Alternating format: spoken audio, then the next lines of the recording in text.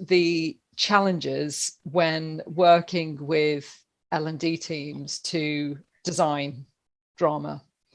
So we've had a question about what are the challenges, and then we've had another question which hints at what one of the challenges probably is. So just to give you a bit of a lead in, which is around encouraging clients to spend the time and resource investing in developing believable characters and believable scenarios. So the example that you just showed with HEE is an example where the client were really invested in getting that just right for many, many reasons. And obviously it's an award-winning project for a very good reason.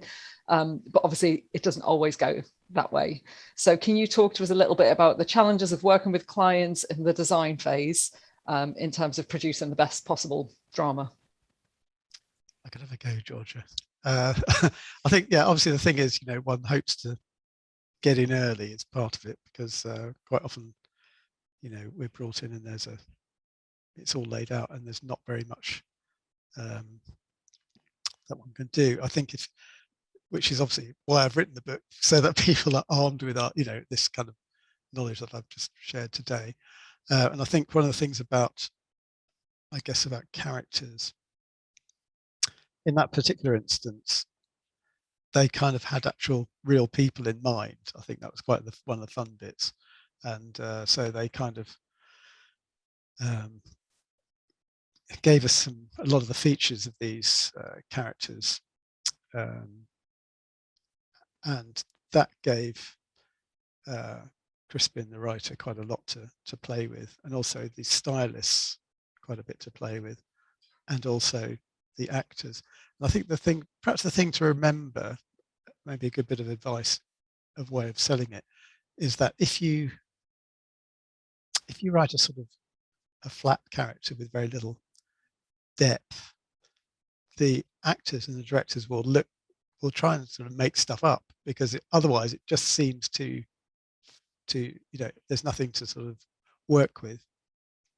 So and then you're no longer in control of it, and it may not be really relevant, to the learning. So really, characterization is a lot to do with motivation. And so the classic one is Breaking Bad. The whole character is designed around a lot of things that go wrong in his life, and then he's going to die because he's got terminal cancer, and then he realizes, oh, I could be a drug dealer. But